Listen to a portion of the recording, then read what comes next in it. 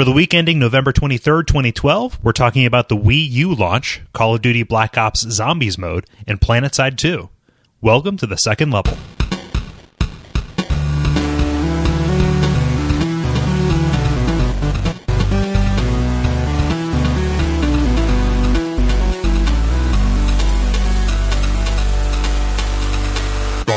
This is Cole Ross. This is Dennis Furia. David Moneysmith.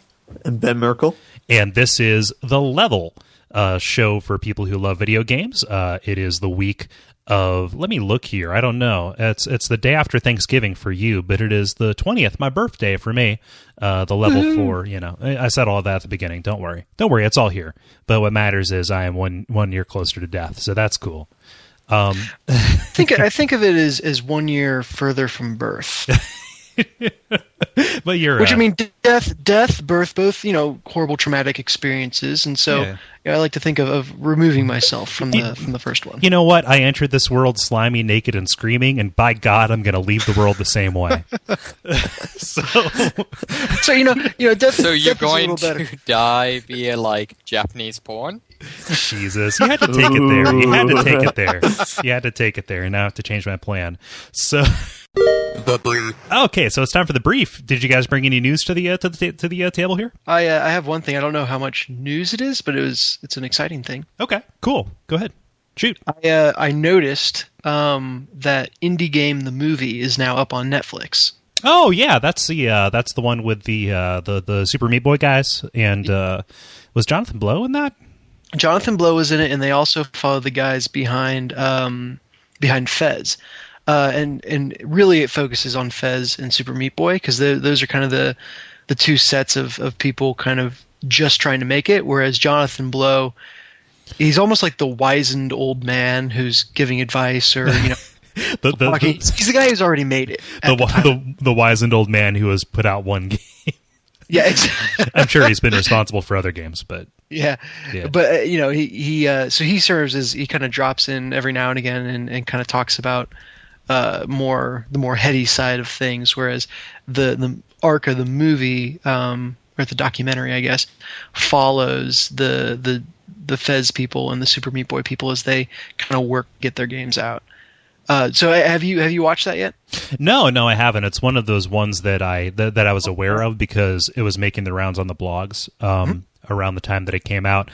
I'm interested in it just because that's one of the few times where the personalities behind a game really kind of matter. I mean, they matter. I mean, obviously, a game, games are collaborative efforts. There are people behind them.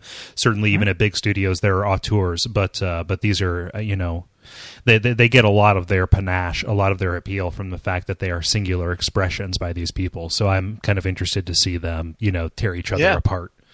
Yeah, so basically, the wizened old man says that in a more wizened old man form at the beginning and end of the movie. So that's very much the theme of the movie. Is that the mainstream games are very polished experiences, but it's just that it's polished. It's polished. It's been softened. It's been you take away all those rough edges or vulnerabilities that give you insight into who made the game. Yeah, it's been compromised. And it's just. Yeah, it's just great. So I don't know how long it's been on Netflix.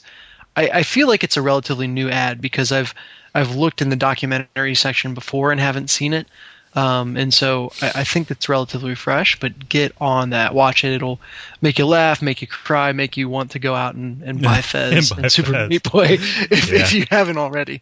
Yeah, is Fez part of the Indie Games bundle? No, Fez is very much like right now solely an Xbox thing. Okay. Let's just say not yet. Yeah, not yet. There's functionality built into it, like there are codes and things like that are specific to. I don't want to spoil anything, but that are specific to Xbox hardware. If that makes any sense, without getting any more vague. So like transfer, it could go to PC just fine if somebody was using an Xbox 360 controller, which is the de facto controller for PC now. But as far as like PlayStation, not yet. I also think it was funded in part by Microsoft as part of their thing, so there might be a certain exclusivity agreement. This is me telling tales out of school, talking out of my ass, whatever you'd like to, whatever. Yeah, no, I think the guy was out of Canada and I know he was working on a grant, but it never said where that grant was coming from. The other interesting thing is at least the people behind Super Meat Boy. There's some parts of the film that portray Xbox or not Xbox, Microsoft in a very negative light. Just kind of some things that happened on launch day that kind of created a lot of drama, we'll say. Yeah. But either Microsoft, so it wasn't like they intentionally kept themselves out of the production of the film. Mm-hmm. So I feel like they would have mentioned if they were working on that grant, but who knows? Yeah, but I'd be excited for Fez to come to a platform where I could play it because it looks absolutely delightful, especially now that I know. One, just kind of some of the thought behind it and learning more about the artist, but just know how much work went into it. Yeah, I have this kind of conflicted thing with like documentaries about video games and stuff. The ones that are out are really good. Mm-hmm. Like the King of Kong, obviously, that's a fantastic movie. There's one that I've been meaning to see, but it doesn't have any distribution outside of like outside of their website. But it's called Get Lamp. It's about text adventures. Oh, that'd be interesting. And like the boom and ebbing of that as it got popular and then kind of faded away into indie circles. There's another one called I think that it is on Netflix. It's called The Ecstasy of Order, which is about Tetris and Tetris the game itself, and also people who go after like Tetris high scores, like the cult around it or whatever. Yeah, and that's really interesting to me. But that's like a trifecta of things. You can't make a documentary about a thing. Or you can, but it's really difficult. It has to be about the people. Right. And there are any number of like special edition behind the scenes documentary making of that just kind of serve to be like, and here's a wireframe of the Covenant Elite. Isn't that awesome? This is the team shooting Nerf guns at each other from their cubicle because they're wacky nerd fellas. Can we capture that wacky nerd fellas as a webcomic idea? I like it. Yeah. Yeah. I think that's been done. Can I sit on a couch? No. So it's well, that's Penny Arcade. Yeah. So, but it's just one of those things. I'm glad it's a market that's not like saturated. Like, would I like to see like a documentary about the making of Myst? Yes. Ooh, yeah. I thought Myst was a documentary, the making of Myst. Maybe I don't know. I have the guide for the complete Chronicles guide for Myst Uru has like a behind the scene like a full color origin story for the entire series with like pictures of their studio and stuff like that. I don't know. Nice, but yeah, that's a good catch. Yeah. So go ahead. I really hope that Indie Game the movie gets a video game tie-in. That would make my day. Oh, kind of like Street Fighter the movie, the game. Exactly. Yeah. You just pour horrible amounts of angst and working hours into the developers until they crack. And then they can make a documentary about the making of the game. And then the game about the making of the documentary about the game. Oh man, it's like the Mr. Show. All the way down. I think we Sign just Charlie Kaufman on for all of it. I think we just figured out what The Witness is really about. No. That's what's in the middle of the Curiosity Cube. Oh gosh, the meaning of The Witness. When the hell is that game coming out? I thought it was out.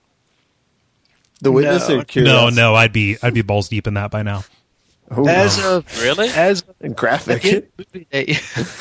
At the end of the movie, they mention it and they say it was slated for 2012, but they don't say when. And knowing that the movie was made, about 3 months ago, it's almost certain that it's been delayed since then. Yeah. So. Yeah. He'll put it out when he's damn all ready to. Yeah, basically. That's basically the only thing you can count on in this world. We talked about Curiosity. What's inside the cube? No, we're talking about The Witness. Curiosity is out, but nobody would know because you can't play it because there are no servers. They fixed it. Did they? At least you can play it on Android. Yeah, I thought they had all of it fixed. Oh, cool. Good for them. I saw they put out an update, but by that point I was, Yeah. Welcome to the mobile games market. Like you mentioned documentaries that are really good, and this is very pseudo tangentially related. But I also watched Special When Lit, which is a pinball documentary. Oh yeah, which that goes kind of. It is very focused on like the culture around pinball and everything like that, which was interesting. Not necessarily games, but found in the same place as games. So that was really cool. They should make a documentary about video game podcasters. It'd be a lot of sitting still, and then being punctuated by very brief periods of intense movement. See, I'd have to put on clothes though if they were going to film podcasting. Oh, for my birthday, I bought myself 3 brand new black American Apparel T-shirts, 100% cotton, pre-shrunk. You're really a risk taker, you know that? You're really stretching out this year. The more I can control, the better. So,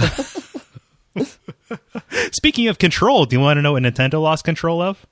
What? Their system launch.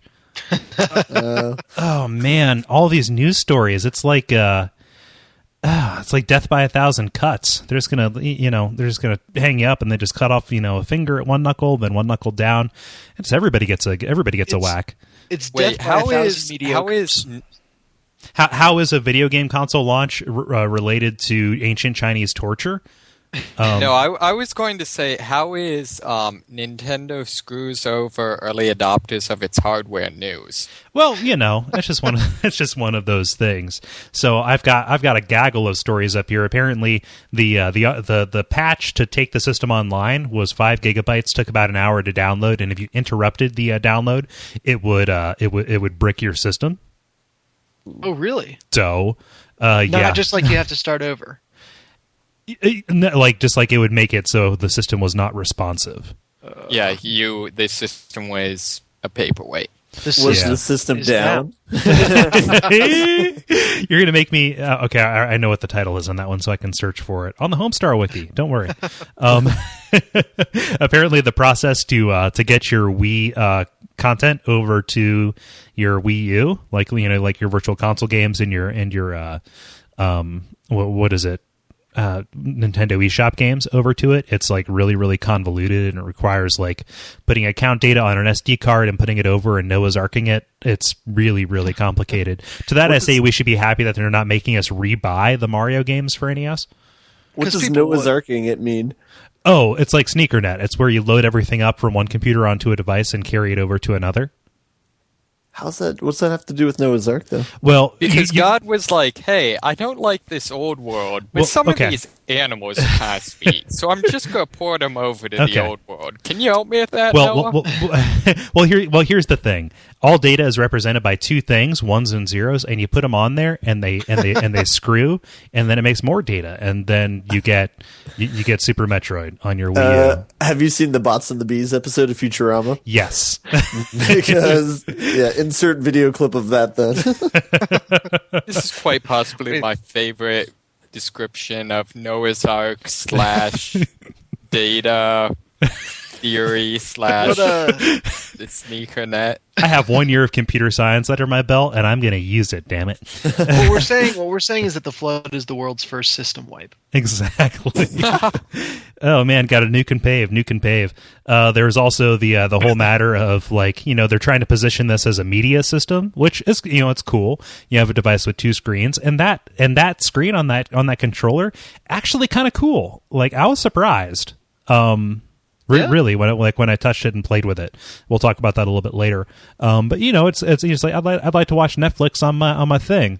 Netflix apparently works, but it doesn't take advantage of any of the functionality of the system. And like Nintendo's TV with VII isn't going to be out till December. I guess and the Hulu and the Amazon Instant Video are like they're going to be coming out in like the next couple of weeks. Oh, like Netflix isn't even on there yet. So what you're saying with media system is hopefully one day we'll have media system. Yes. I saw the stupidest review. I forget which website it was on, but it said, the Wii U includes the TV and Netflix systems, which will be downloadable in about a month. Yeah. So read includes does not include. Includes 4 controllers. X3 controller sold separately. Yeah, like I'm pretty sure that's a pretty clear line between includes and doesn't include. Yeah, exactly. No, that sounds like exactly like how I would implement something in software. Patch it later. Well, like the whole let's patch in stuff on day one. Like that is something we're going to have to come to expect. Just that is a fact of life now. We can be as upset about it as we want, but the fact that they have the luxury there, a day one patch for a system, this is just the vanguard for the coming age of this dumb box that is is basically nothing but something for an Ethernet cord to plug into. Although it's one of those things where there's still the rules and everyone knows when you're abusing it. You know what I mean? Like this situation. I suppose. Everyone knows the difference between like when I go to get a game for PS3, I expect to have to download some update. But there's a difference between that and like a however many hour update. Yeah. There's a difference between that and Skyrim. What was with Skyrim? Yeah, clarify that, please. The horrible game-breaking bugs that they still have yet to figure out. Yeah, if you own Skyrim on the PlayStation 3, I am so sorry for you and your family. It must be difficult. Do you want some canned food? I can make you a casserole. I played through that game from start to finish. And there were not that many bugs. Well, I need somebody to take this casserole from me. So do you want this casserole, Ben? No, I'm more sorry. For the bugs, that sucks for people who get to them. I never had problems with Fallout New Vegas. People said that was buggy. I didn't encounter that any more than usual in a Bethesda game. But I'm more sorry because you. It's a useful caveat to have in your back pocket there. Do you mean an Obsidian game? Oh, yep, there we go. It works both ways. No, but just more for the fact that you're never going to get the expansions. Yeah, that's pretty much a lost cause. Or the DLC, It's or the user content. Yeah, that's true. That's or a true. Playable game. All these things. Ouch. You'll never get the Macho Man as the dragons. Or the My Little Pony dragons burn in hell. What they do from Portal. The dude? Oh, yeah, Wheatley. They had Wheatley. Oh, I was going to say the only dude I could have thought of is Cave Johnson. I'm done here. So yeah, I gotta say though, none of these day one patches can possibly be worse than what they used to make you do for Half-Life 2. Which was? Re-download the entire thing. Ooh. Yeah, you install it on your computer, start up Steam, and it re-downloads it. Yeah. Good.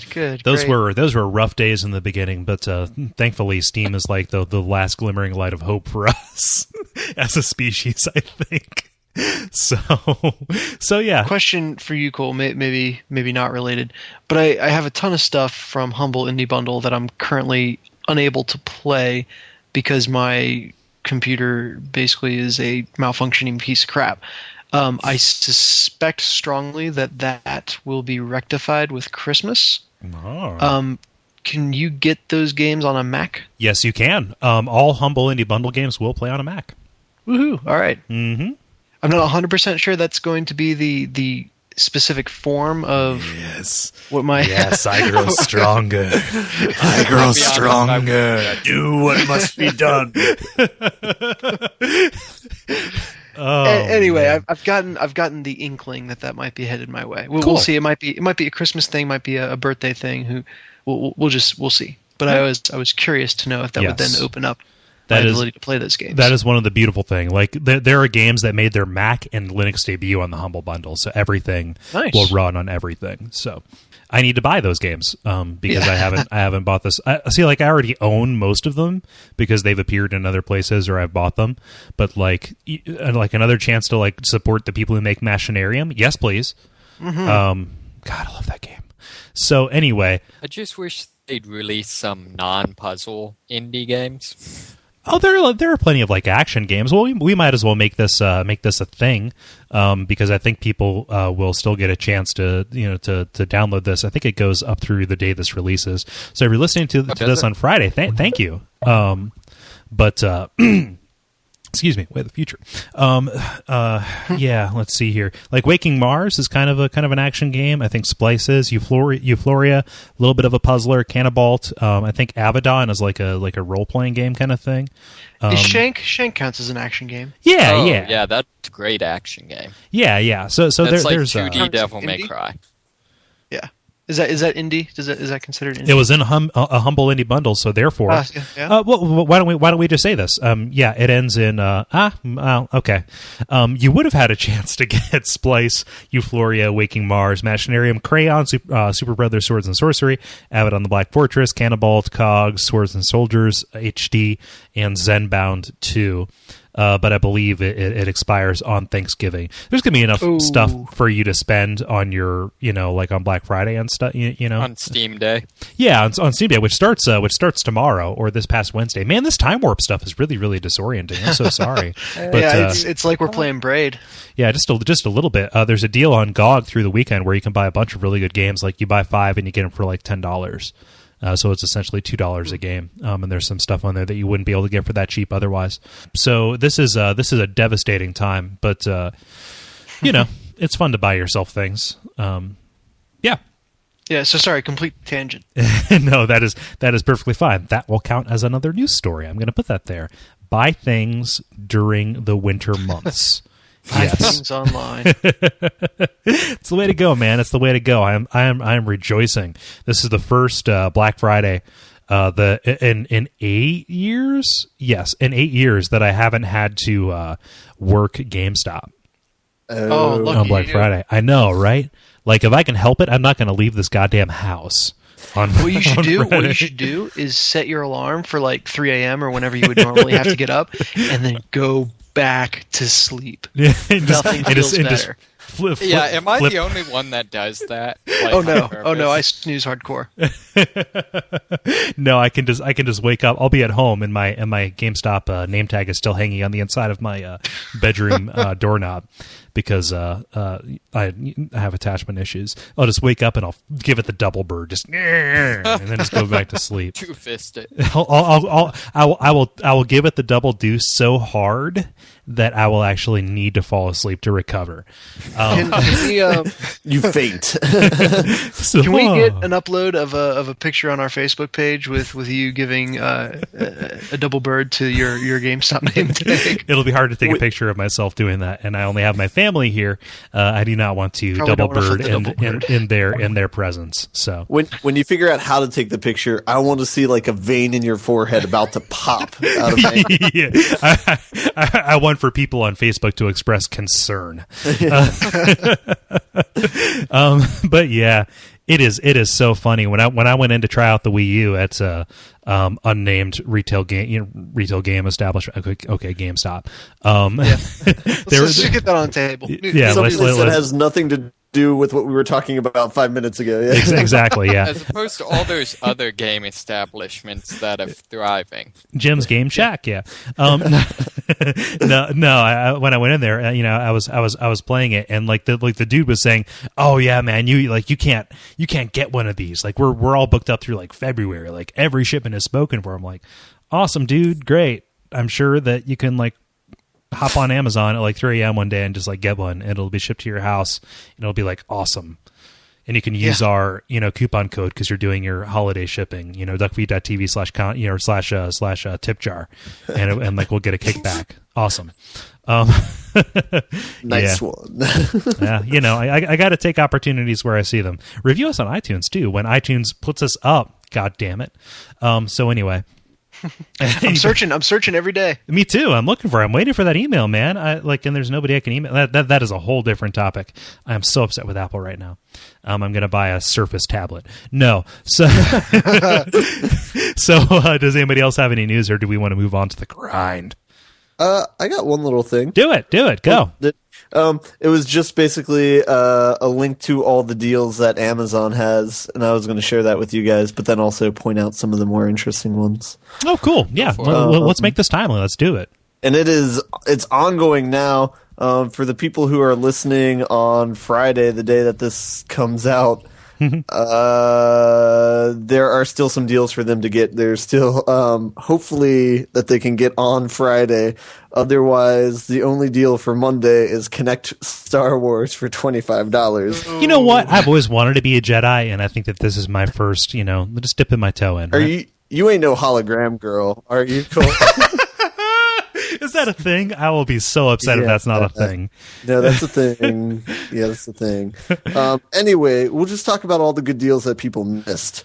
We're really just dangling the carrot and then yanking it away from people. If I would get off my lazy ass and put this out tonight, so many people would benefit. But I will not deviate from the plan, my friends. I will not deviate from this plan. Yeah, do it. Go for it. You're gonna love it. Which day is Dishonored? Thursday, Nav 22. Oh yeah, look at that. Also known as Thanksgiving Day. $25. Yeah. Okay, so there's that. There's Lego Batman. There's Batman Arkham Asylum Game of the Year for $10. I think if any of you guys have not played that game yet, shame on you, but this is a chance to redeem yourself. Asylum or City? The first one, Asylum. Okay, I played that. They're both great. There's some Mass Effect for $8, but that's okay. But they have the trilogy coming out next month, so that's kind of. And let's see, Max Payne for $15. Don't know how good that is, but Grand Theft Auto 4 with both expansions for $15. Yeah, the complete. That's a really good deal, actually. $15. Wow, yeah. Yeah. Borderlands 1 for $15, same day on Thursday, and of course Star Wars Connect. What do you think of the Thursday deals are the lamest ones? Star Wars Connect. The Friday deals aren't that great either. I'm looking at them. Everybody knows that the gold's on Monday. Yeah. Hold on. Friday, November 23rd. First entry SSX for $15. Oh, yep. I should have seen that. I should have raised that red flag for you. And listen, this new show, new opportunity for me to just stand on my soapbox and scream about this game. You should be buy it. Would you say that as regards DLC and ongoing support, this is Burnout on Snow? Yeah, no, that's exactly what it is. That's probably the highest praise you could give as well. Can we put that on the back of the box because nobody buys this game? Yeah. No, I dig it. I really do. Awesome. I've also heard Spec Ops is another kind of fun. Yeah, I was about to say Spec Ops. Yeah, I heard that has a really good single player. Actually, like genuinely disturbing, a genuinely disturbing look at the horrors of war. Welcome to the level where we talk about games we haven't played. Exactly. So I heard tell down at the old watering hole. Word on the street. Yeah, that's a good time. I need to look and see what the Steam sales are, but I'm not going to do that here. I might. Who knows? Just start buying things. Let me see here. Steam's autumn sale. Let's just look here since we're are they up already? I see a story on. Let me see here. I see a story on Joystick. Let's see here. Yep, it begins. November 21st through the 27th. Yeah, but they do not have any details, so please disregard. Is Dragon's Dogma? Is that thing? I've heard that's really good. I've heard that it's like Dark Souls meets Monster Hunter meets Shadow of the Colossus. A little bit. Super Japanese. I've been waiting for it to drop in price from where it's at, but it is held steady, dear friends. So I that might be something I get with a gift card here recently. But When did Prototype 2 get a sequel? Prototype 3? The prototyping? When did Prototype get a sequel? Earlier this year, I think. Yeah, it came out around the same time as the other game sequel. That's that is the same game. Yeah, but Lightning. Yeah, that's the one. Their prototype, but lightning, infamous.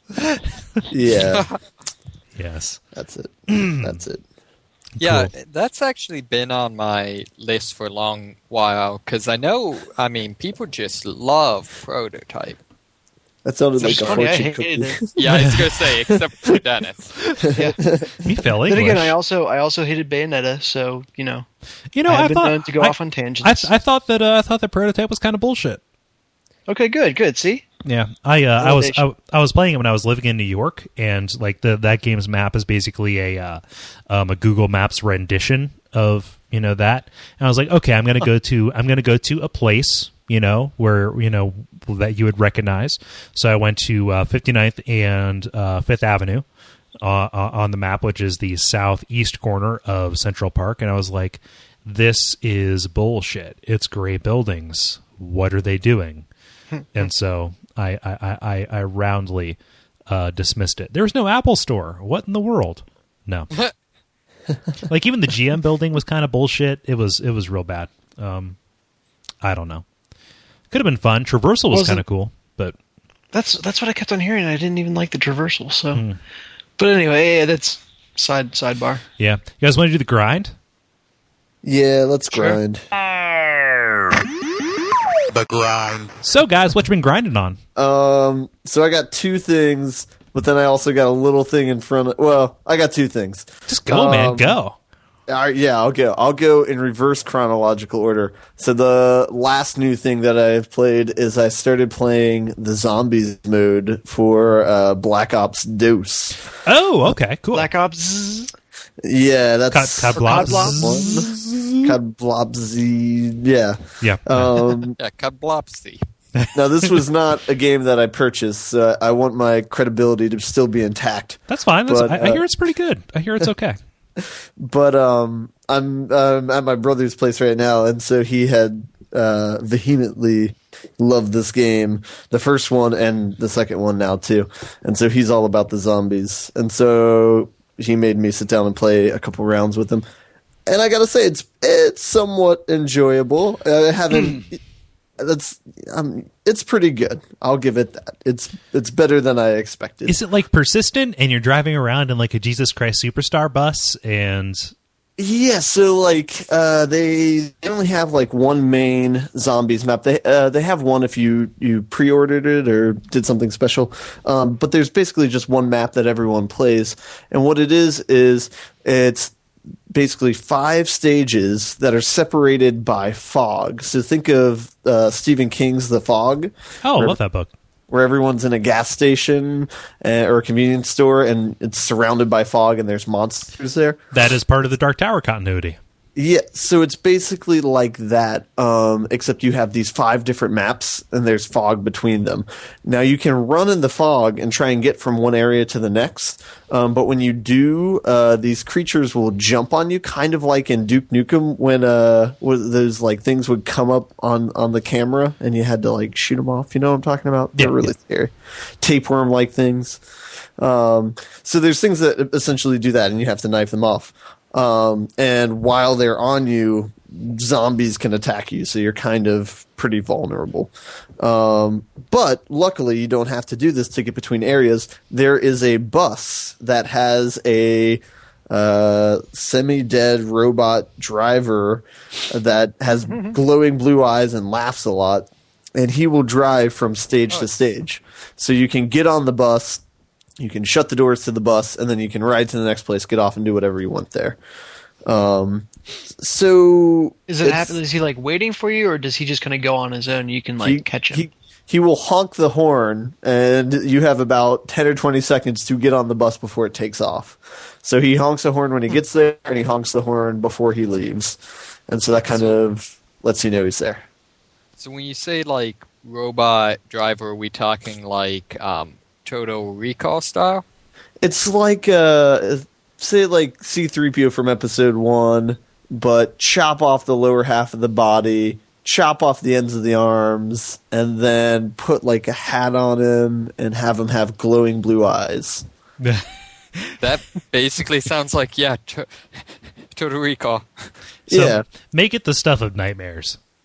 Yeah, well, for some reason he looked friendly. I don't know how, but it's a pretty cool gimmick. And they have a lot of cool things. So I had played the previous one, and so I mean all the same things are there. There's entrances where the zombies come in. You can rebuild them. There's outlines of guns on the wall, all scattered throughout all the maps. And if you go up to it, you can buy whatever gun that's there. So all that stuff is still there. Some new mechanics that they have is there's certain areas where you can look at parts. And if you find enough of these parts, you can assemble different kind of machines, I guess. Yeah. So like one of them is a mannequin with a fan and some sort of electricity on it. It's supposed to be an electricity generator, and so you can use that to open up doors if the power's not on. Like a turbine. Yes. Yeah. And some other ones, there's a zombie shield. Some other ones, it turns the power on the place, so you can buy all these other upgrades. So they have all these kind of upgradable things scattered throughout the place. And then they have different upgrades that you can find for the bus that's driving around. So one of them puts a ladder on the bus, so you can climb on top of it and just shoot zombies from there. Another one has I think it's called it's a cow catcher. Cow catcher, yeah. Like on a train. Yeah, and so you put that on the front of the bus, and then you can board up the windows, right? Yes, you can do that, but you don't need an upgrade for that. So that's natural. The bus is surrounded by basically vantage points for the zombies to get in, which is boards. So it works the same way like all the other places. So they'll tear off the boards, and you can repair them. But if all the boards are gone, then zombies can jump right in. Right. Because zombies support public transportation. Despite attacking it in their dead heart, they really do support it. It's a whole new meaning of Meals on Wheels. Ooh. I like that. That's a pretty good movie. Meals on Wheels? Actually, Wheels on Meals, but yes. That's funny. Meals on Me. I've never seen that one. One of the better Jackie Chan movies. Yeah. So yeah. Other than that, they also have the dynamic. They have the mystery box, which is you pay for it and it'll give you a random gun. It might be good. It might be bad. Yeah. So all those dynamics are still in place. But have any of you heard of DayZ? No. What is this? I think I have. It's the Brad Pitt movie. No, that's World War Z. DayZ. It's a mod for Arma 2. It's the excessively realistic zombie thing. Yeah. This kind of sounds like a more arcadey version of that, which kind of appeals to me in a very real way. I think that's going that's going like Counter Strike in that it's going from mod to a single you buy this at retail or Steam, as it were. Yeah, so similar to Left 4 Dead. Kind of, yeah. Except it's like more persistent. Things like that. So if you like quit after you like upgrade and you get a bitchin' bus with electric wheels and a cow catcher and sexy ladies painted on the side, when you come back in, like does it recognize that like, oh, this is the guy with the bitchin' bus? And it gives it back to you. Oh, so it's just like within the session. Bus. Okay, it's basically horde mode, right? It's wave survival. So zombies will come in rounds, and you kill them, and more aggressive zombies come each round. However, they do have one thing. In one of the different areas, there's one of the areas is a depot, which is basically like a bus stop. One of the areas is a diner. One of the areas is a town. One of the areas is a farm, which is really nice. It has cornfields and creepy barns. And then the last area is, I don't know how to describe it, kind of like a wasteland. But anyway, in the farm area, there's a refrigerator with which you can put a weapon. and it'll save it for the next round. So say you get a really awesome gun, you can put it in there. The next round you can go there and pick it up, but it only lasts for one round. And if you die after picking it up, it's gone. So they have one carryover gimmick, but that's about it. See, I always found that such a large barrier to even starting those modes. It's like you have the one game where you do really well and you get through a lot of rounds and you get to where it's really difficult, and then to start the next game and have to work your way back to where it was really intense is just because then it's not about getting to a point. It's about just not screwing up until you get near where you were before. Never play Binding of Isaac or FTL. But it's like I that makes you play sloppy, and then you make stupid mistakes, and then you never get back to that point, and so you have to start over and play really carefully. But then it's boring because you've done it all before. I don't know. That always made it hard for me to enjoy those modes, knowing I had to build back up. I mean, I would say that it just teaches you to get really good at building to that point, and you just learn how to more efficiently get to that point. Yeah. Gotcha. So, it's been pretty fun. I've only played a handful of rounds, but I've been surprised by how much I liked it. That's the one part of the game that really kind of intrigues me, like what they did. I was never terribly in love with the idea of zombies mode before because, like David said, it's horde essentially, which is fine, all that kind of thing. But it's kind of the same reason why I never played like Mass Effect 3 multiplayer, because it's horde. But this notion of bringing the progression system from the main Call of Duty multiplayer, which rewards you for playing, but also rewards you for playing well against real humans, and putting that into this kind of like microcosm where it's from session to session, but you're playing against dumb monsters, and those are easier to shoot than real people who will kill me in 2 shots. That's true, but Are there they is still Nazis? I don't think so. No, they're just zombies. Okay.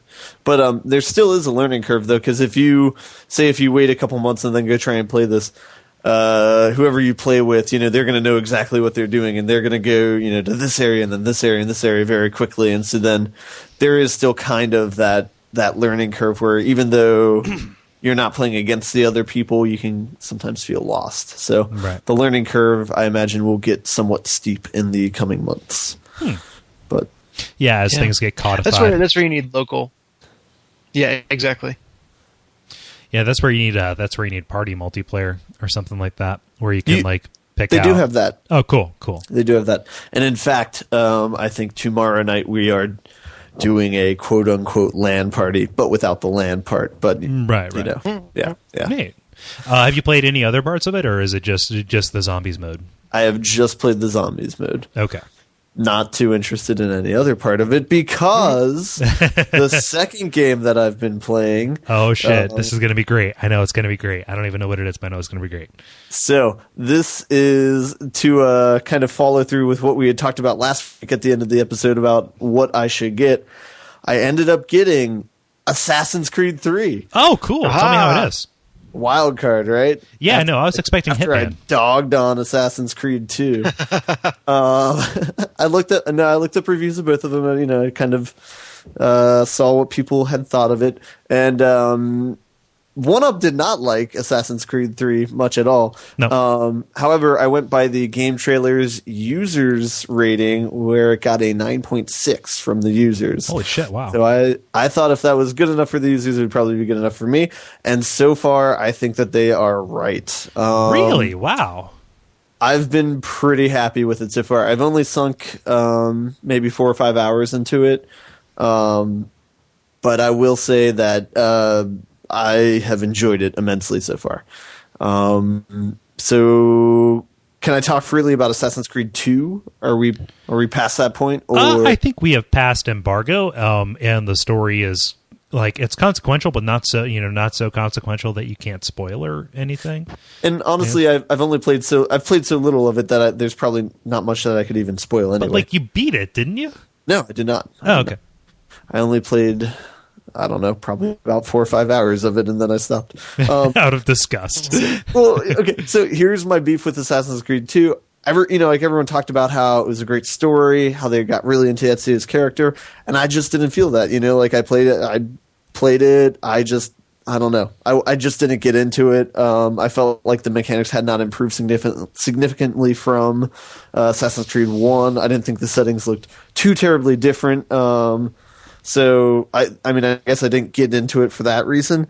Assassin's Creed 3, I won't say any of the levels or anything, but I will say that they are immensely different from what I have seen in the previous versions of it. So perhaps it's been that I just haven't enough spaces been between Assassin's Creed 2 and 3, but the settings are lavish. They're beautiful.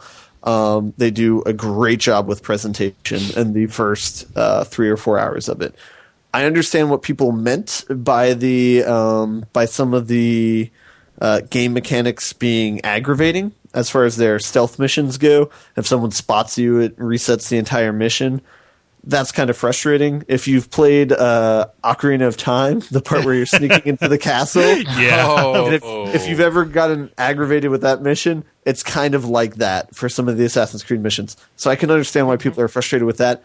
But that aside, the presentation has just been beautiful. So, and on top of that, they have a couple mini games in it, like bar games that you can play with people on ships or in hotels or bars or whatever. And for some reason, I've just really enjoyed those. Like they're kind of, I don't know if they're historical games or not, but they're games that I've never seen before. But I thought they were really interesting. One of them's called Cowboy Checkers. I don't know if you guys have heard of this before or not. No, I read that all the games there are like authentic though. They are from that time period and were actual games. Okay, cool. Yeah, because they had like a brief bio on it, like this originated and whatever, and so I wasn't sure if that was legit or not. But yeah, so I've enjoyed those a lot. The first place that you start off at, the first main place is Boston that you spend time in, Right? And it's pretty solidly presented. I still haven't tried to. I've tried to navigate the city and see if there's any spots that I could recognize, but I have not done that successfully yet.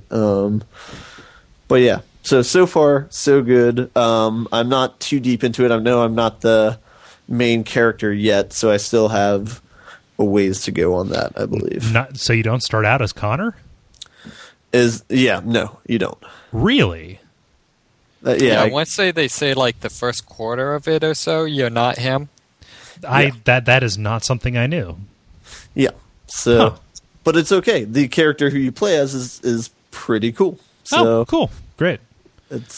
I've enjoyed it a lot. So I would recommend trying it. If it is, I believe that's a game that goes on sale for $40 after Thanksgiving or on Thanksgiving. I'm checking that right now. This one might be like this weird exception to the series that's been the case in the past. But man, these Black Friday sites they're getting less and less useful, honestly.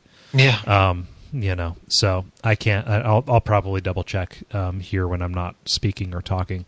I'm going to pick it up here right quick. Just because I am interested.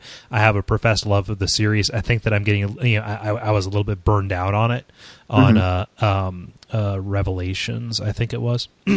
Yep. But this might be different enough to where I can get over it. And if not, then I can just power through the main quest and, be done with it and be satisfied with the story that I got. So, Word. How do they deal with firearms? I mean, I can kind of understand if you get with a sword, maybe I dodged, it was only a flesh wound. But if you get shot, I feel like that's fairly... It grazed you. Yeah. Well, I mean, like every video game, you can take 50 bullets. So just don't jump in water. Yep. But I mean, like other than that, the games sort of make a nod towards. They usually, at least the other Assassin's Creed games, at least try to explain, how you're doing all. You know what I mean? Not really. What the Assassin's Creed games say in the lore, what they say is that the things that you're seeing, they're desynchronizing. So you're basically that was when the you first game, get sort of shot, That's all of them. That's all of them. Yeah. Anytime you're in the Animus, the idea is that when you get shot or when you get slashed with a sword, you're remembering it wrong, so that you can take that damage and continue. But if you misremember, that's not what happened, since that character you're playing as lived and did all these things. Yeah. Okay, Right. that makes more sense. That's kind of cool. Okay. Yeah, they do have a pretty BA story set up, because they can do things like jump you around the map and have it not be an issue. Be like, oh yeah, we're just going to fast forward to this memory. Yeah. Or they can have terrible loading times for things in the distance, and that could just be the Animus loading it. That's not a problem. Yeah, it's a wonderful plot contrivance, honestly. It is. Yeah. So the Black Friday price on Assassin's Creed 3 at Best Buy is $35. Nice. Ooh. Yeah, so I'm going to pick that up. Whether or not I get to it this year, who knows? But You got some clog to take care of. Yeah. So I was going to ask you. Yep. Have you yet, or do you have any intention of trying multiplayer? I might try it after the single player, but for now, I'm more interested in the single player than anything else. So Okay. I just remember Assassin's Creed 2 multiplayer being my favorite Brotherhood online experience. Brotherhood. Was that the only one that had online? Yeah, Brotherhood and Revelations had it. Okay, then I played Brotherhood. That one just it was great. I got it for some reason. It was just really, really good multiplayer, and it's different than anything else you'll play online. Are you talking about where you assassinate another person and you have the what is it, like the reverse Turing test going on? Or? Yeah. Yeah, but basically everyone gets a target, so everyone is simultaneously hunting someone and being hunted themselves. Yeah. And the areas are filled, just brimming with characters that look just like all the different archetypes. So you have to, there's this weird blend of you can really Rambo it if you want and be fairly successful if you do it smartly, where you just run around and try to get to people before they know what's happening and kill them. But at the same time, that makes it really easy for whoever's to spot you. Yeah. But the thing is, if you're moving around the map fast enough, they can't do anything about it because they can spot you. But unless they want to break character as well, they can't get to you. Yeah. But I've also found a lot of success with really playing the opposite end of the spectrum, where you're just blending in, you're biding your time, you're hanging out, and you can get just as many points from fooling someone into killing the wrong person when they're hunting you as you can with killing other people. So some of the power-ups you get enable you to deceive your hunter into killing someone else, and that's a great way to up your score. So it's completely different than any other sort of game you'll find online, except for that. What was it, Spy Party? Is that? Yeah, that's never actually been released though. This is the innovator in the space. Yeah. It'll be Indie Game the movie too. But yeah, so it's completely unique, and you can play it a bunch of different ways, and it always feels fair, and I'll keep on gushing until someone stops me. No, it really is a delight. You're not off base at all. Yeah. So check it out once you get through single player. Yes, I will Steve Brule check it out as soon as I'm done with the storyline. Oh man. So you said he had two. So those are the two, right? That's it. Yeah, I'll be interested to hear your spoiler-free takes. Thank you for ruining that you play as somebody different at the beginning. By the way, no. Did we lose you? No, I don't think you did. Yeah. Did you? Oh no, I didn't hear you. Yeah, sorry. Oh no, it sounded like you were berating me though. So do I want to hear you? Yes, I was. No, I said thank you for ruining the whole not Connor thing at the beginning, but that's fine. I had heard that before, so I did not know. That's like saying in the first game that you play you play it as someone in the Animus. Like if it's in the first 5 minutes, then it's really not. Yeah. A spoiler. Okay, I guess that's true. I'm just exceptionally good at going on blackout. I see. So yeah, that's called Not alcoholism. good enough. No, I basically only know that BioShock Infinite exists. at this point. And That's pretty much all that anyone else knows about it too. Well, I was going to say, actually, that probably means you're going to be the one person on the planet who's not horrendously disappointed by it.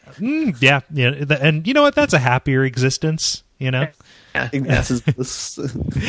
you guys mind if I go next? Sure. No, please. Cool. So I mentioned in the brief that I played a little bit of the Wii U when I went into GameStop to buy one of my birthday presents to myself, the Metal Gear Solid HD collection and Metal Gear Solid 4. Because I'm on a tear. Nice. Recently. I'm midway through that WAF episode, and it is pretty stellar. Oh, thanks. Yeah, it's I'm happy with it. But I'll talk about that a little bit later. No, they had a Wii U set up, and I think they have them at most retail establishments. But I try to leave the house as little as possible, so I was taken aback by this wonderful technology.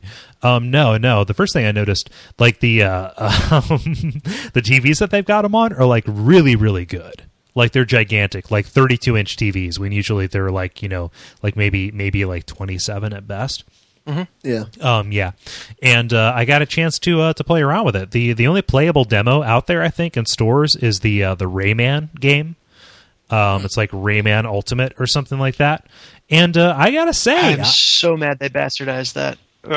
Like, it's not really bastardized though. It's pretty good. I can't play it, therefore it's bastardized. Okay. That's just one of those things. I need to figure out what this thing is. So I'm gonna Google it while I'm talking. But it looks really good. It looks crisp. I wouldn't say that it looks any better than what I've seen of Rayman Origins. Which is not possible. Good art direction is good art direction. Like the graphics that is are platonic ideal. Yeah. No, it's a damn fine looking game. It's Rayman Legends is what it's called. Let me write that down before I forget it. But it looks really good. And kind of the trick of it is it has multiplayer, but it's kind of one person co-op, or it can be. So you're playing and you're doing the platforming and stuff yourself, but you get to these sections that are meant to be cooperative. And if you're playing by yourself, the character that you're playing as, like it auto runs and it kind of like does its own thing, and you go down to the screen in order to manipulate the world around them.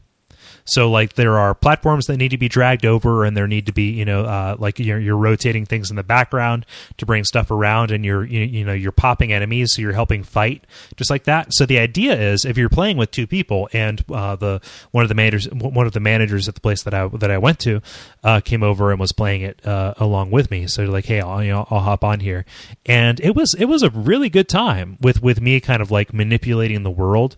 I forget what I likened it to. It's almost like the escort missions from Earthworm Jim, where you're carrying around the marshmallow and bouncing the puppy around, or it's almost like Lemmings to a certain extent. But it's got some elements of like some of the better iOS games that I've played. Where you're like cutting ropes. What game is that from? But yeah, it was pretty fun. It was pretty cool. I mean, it's hard to make a bad Rayman platformer, I think, especially since it's the same team. And that was a really nice use of the gimmick. And it's really rare when you see something like that and you're like, oh, this really couldn't have been done on any other system. So at least they're leading with that foot, as a third party developer, no less, leading with that. So it's pretty cool. I have some beefs with the hardware. The controller is actually bigger than I expected, which I didn't think was possible, because I was expecting it to be gigantic. It's kind of like a radioactive space monster Game Gear, a little bit. And the face buttons are below the analog stick, which is kind of wiggity whack. But what I will say to its to its credit, the screen, there's no discernible lag, and the touchscreen, for being a resistive touchscreen and thus bullshit compared to like a capacitive screen, like we're used to on every modern device, Nintendo for real. Okay, hold on. They were patching in online support. Can you really blame them for a touchscreen that's not, bleeding edge? Yeah, okay. It's just one of those things. Nintendo makes good hardware. They generally do. If you give them enough time and you give them enough iterations, they make good stuff. I'm sure the next version will have capacitive. Maybe, who knows? But even with my finger, it was okay. Of course, I quickly got the Purell in my car and washed my hands because, God forbid, man, all those people touching that screen. Oh, yeah, good. Anyway, but yeah, it's a nifty little device. Will I buy one? Game. Did you get to play anything other? Like a lot of fun. I watched a trailer for Zombie U. To both of your points, simultaneously. But I watched a trailer for it. Well done. Yeah. It's like a Segway Plus combo. No, that looks really neat. I wish that I could have gotten a chance to play it. I can understand why they wouldn't put that in a demo unit because it's rated mature. They don't want to do that. Apparently, it's incredibly difficult. That's what I hear, but I like how the things that I've heard, and again, this is all secondhand information, like my I guess appreciation for Prototype 2. I don't know. I forget where we left off on that. We were kind of back and forth for a while. That it manages the tension of it makes managing your attention between the screen kind of part of the game. So like if you're doing your inventory, you're looking away from the screen where things could come get you. So, it kind of makes sense to that regard. So that's kind of cool. Yeah. I don't know. I mean, the thing doesn't work. Like, half the things they say don't really, just like that. But in an ideal environment, or maybe less than ideal because I'm in a store touching this communal toilet, but just in a situation where like we're going to show you this part of this level that will work. All of those caveats, in general, I dig the concept and I like what they're putting down. So here's the beef I have with the Wii U. I think this is the fundamental problem. The fundamental problem is everyone already has a Wii. The fundamental problem beyond that is that the Wii was this big revolution in the way we control games, but it made it more intuitive. It was simpler and it opened up gaming to a whole market of moms essentially that weren't interested before. And I see the Wii U trying to do the same thing in that they are trying to revolutionize the way we control. But from everything I've heard, and again, it sounds cool, like you had a mostly positive experience, but from everything I've heard, the gamepad controller touch thingy makes things more difficult and convoluted instead of more intuitive. So that's not saying it can't be used well, that's not saying it can't work, but it is less accessible than a regular controller rather than more accessible than a regular controller. Here's what I'll say to that. You may be entirely right. I mean, I just said, Zombie U, it makes looking back and forth this horrible tension-inducing thing, which works for a survival horror game. But what I will say is, we're increasingly going into this world where everybody speaks touchscreen. My mom was talking about getting an iPad. Everybody speaks touchscreen. And I think that them leading with that foot and trying to, step in front of that wave, I think it at least speaks to them being somewhat aware of the world outside of them, which is not something Nintendo usually does. No, it's fair. Although, you have to say that they went to their next generation at least a year before everyone else. So I would fully expect to see this sort of integration in a Xbox 720 or a PlayStation 4. Yeah. Maybe not built into the controller. I think what they'll do is just say we'll sync your smartphone to it. Yeah, I mean, Microsoft has definitely had that direction with the smart glass thing, which is kind of bullshit. It's like the remote app for my Apple TV, which I like because that is in a place where I use it and everything. And an Apple product. No, it's also a better implementation. Really, what this does is it puts Xbox buttons on your phone screen or your tablet, and extra information and stuff was not forthcoming. I don't know if that's because I was not watching video from the Zune marketplace or something. Yeah, right. But I'm not seeing it so far. It's kind of a non-compelling half implementation, which is a little bit lame to me. Yeah, give it a generation of consoles; it'll come around. Well, you say that Wii U is going into the next generation 1 year early. I think they're coming to this generation about 6 years late. But sick burn. It's fair point. Fair. I'm still hoping that this is the generation that kills off Nintendo as a console manufacturer. I don't know, man. I don't know. All they're going to keep doing is funding their console habit with their handheld sales. That is what they've done since the GameCube came out. Maybe even the N64. Like the Wii was a little bit of a breakout, but the DS has always outsold it, except for like certain months. I may be talking out of my ass. The DS is an amazing system. This is true. I love my DS. I love my 3DS. It's great. I love my 3DS XL. Rather, that's an entirely different story. But yeah, that's the Wii U. If I get a chance to play any more games, somebody might bring one into the office or something like that. That's the kind of thing that happens. Yeah, like I mentioned while I was there, I picked up the Metal Gear Solid HD collection, and that is pretty cool. Nice. Yeah. As Dennis said, we recently did an episode of Watch Out for Fireballs about the original game, and it gave me the bug, especially this time of year, because most of the Metal Gear games come out this time of year. Like for my I believe 18th birthday, no 17th, because it was 2004. It was when Snake Eater came out. I got that for my birthday. And their cutscenes are 8 hours long, so you kind of need to be off of work. Just a little bit. Yeah, I was 17. What was I doing? Who knows? Yeah. School and shit. Nah. But yeah, it's pretty cool. So my intention is, like off and on, to play through the game in chronological order. So to go from so it's actually pretty cool. So you go from Metal Gear Solid 3 to Peace Walker, which is on there.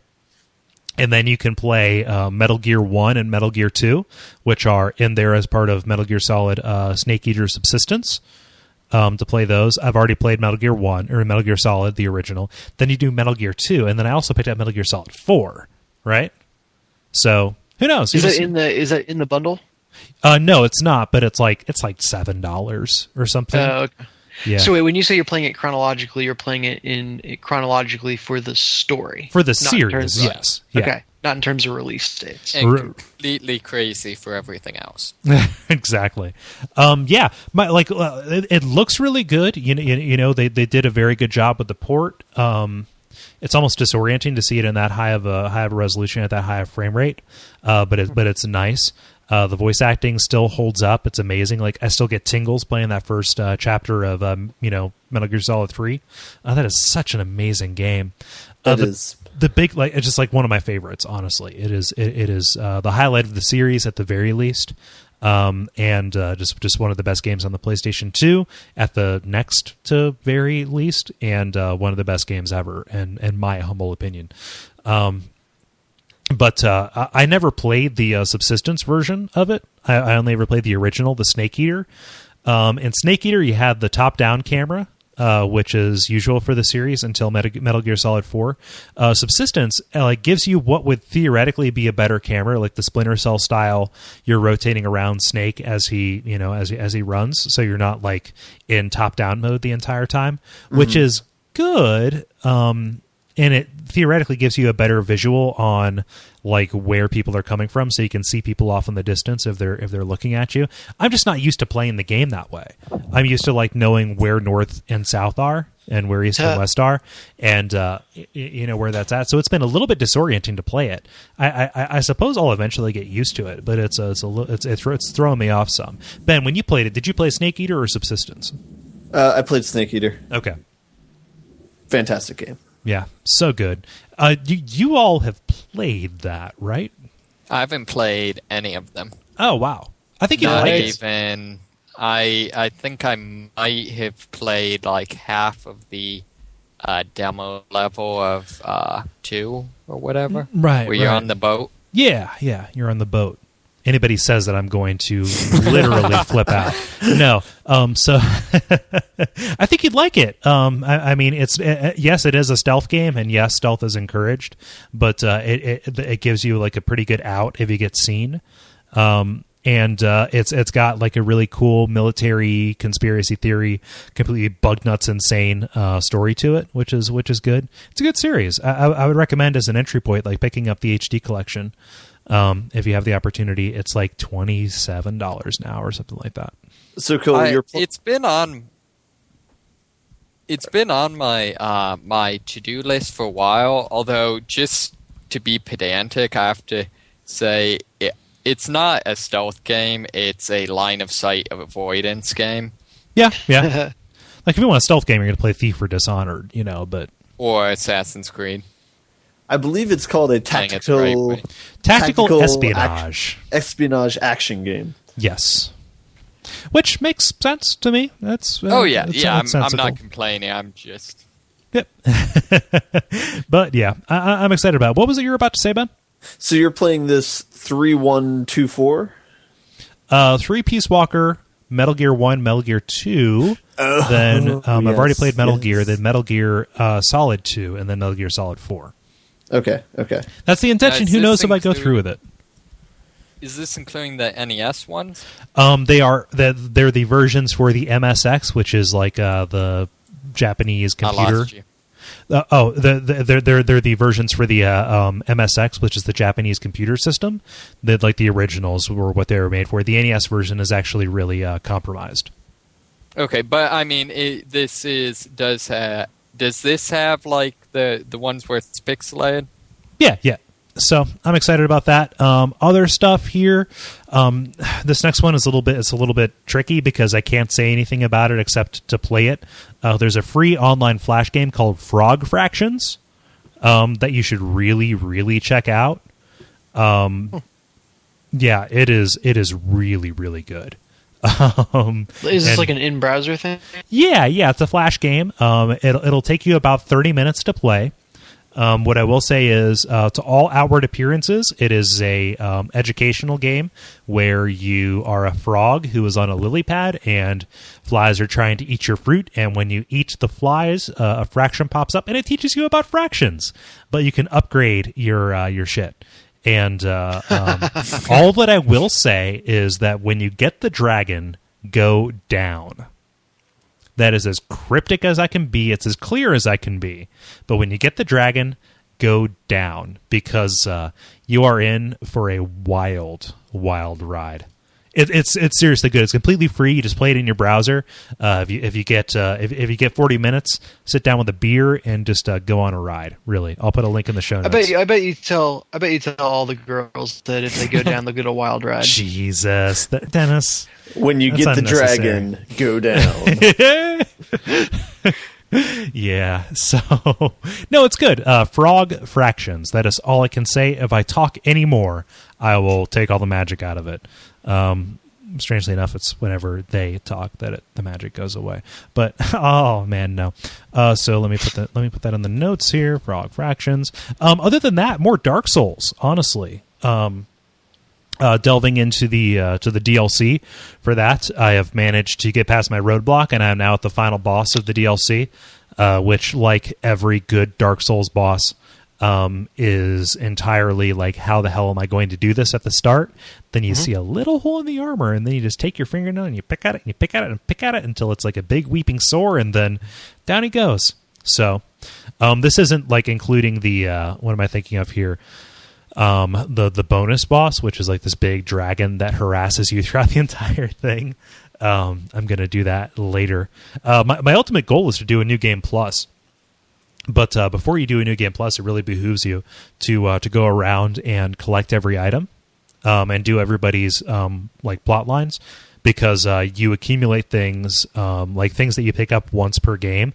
You can get like 5 copies of the same spell if you do 5 New Game Pluses, and the enemies get substantially harder as you go along in each one of these. So it's really good if you So like every NPC that you encounter, like the premise of Dark Souls, everybody in this land is undead.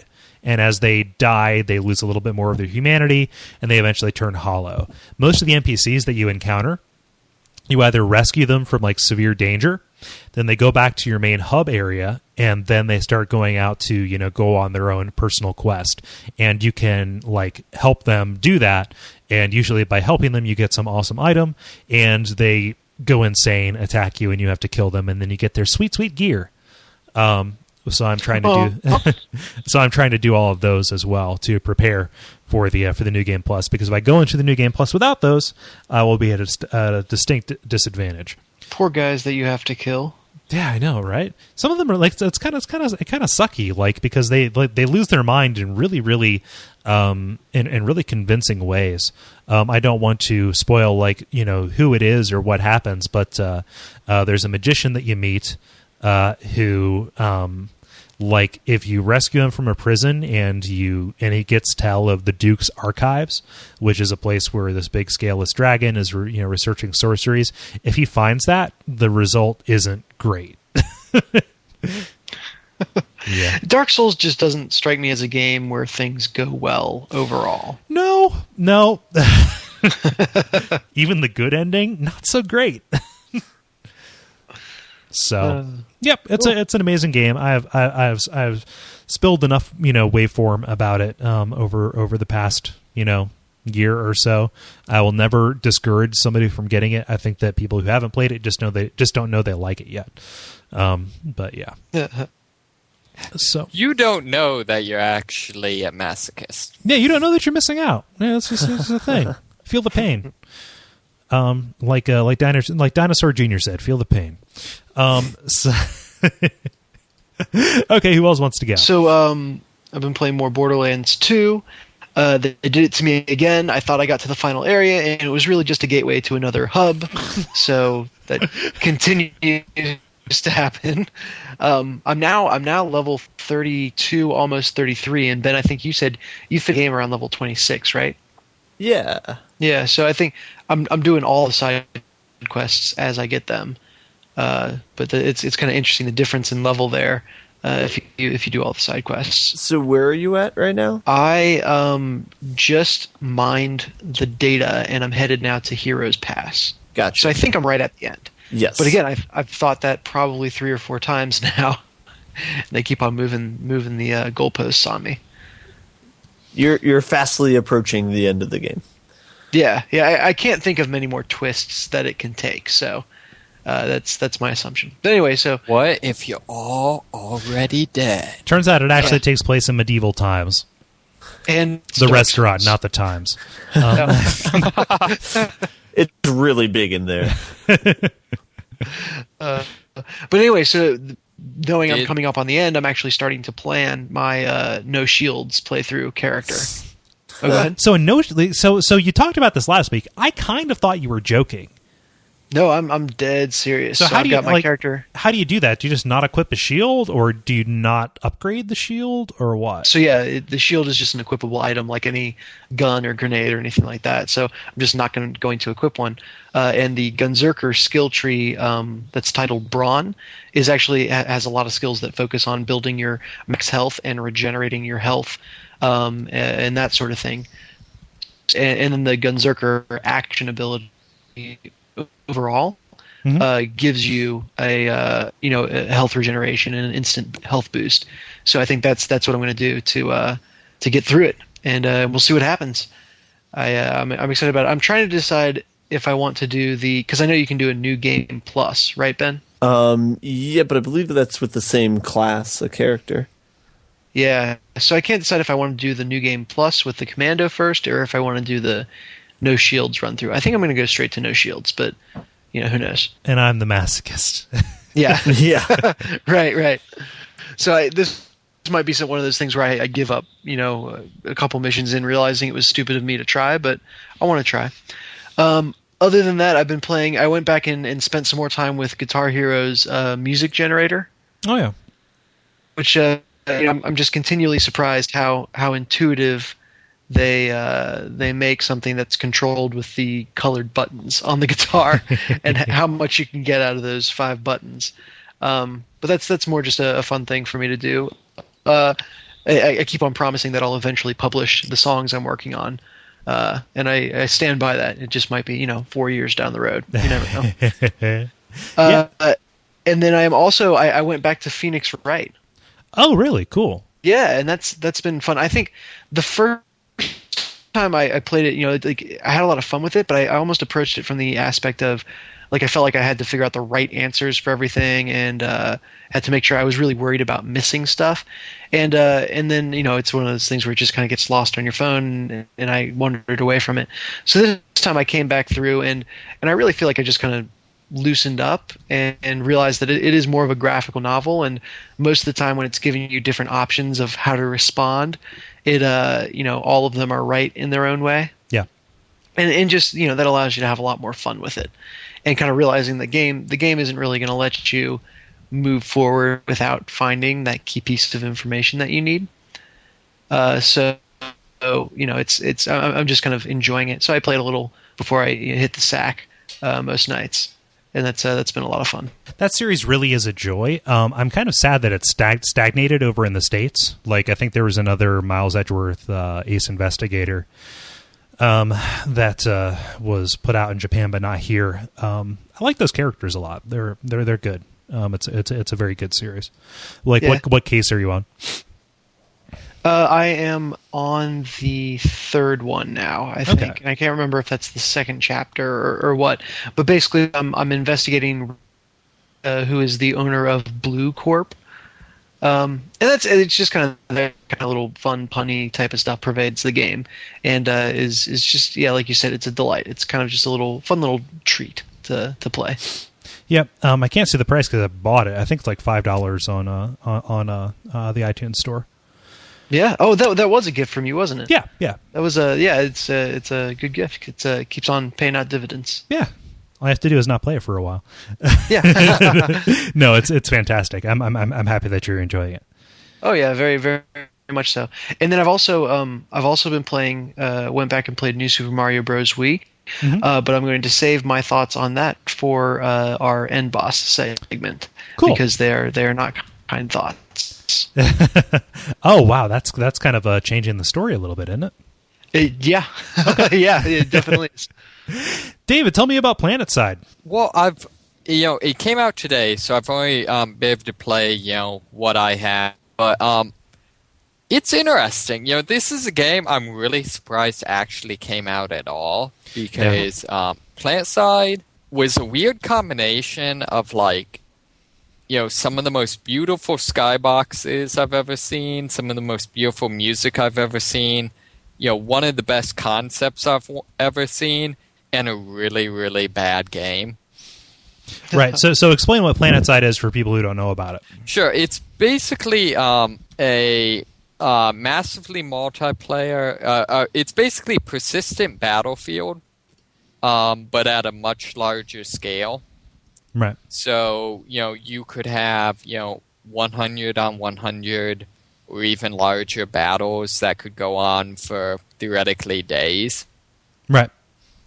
And, all persistent. There's 3 continents the game takes place on.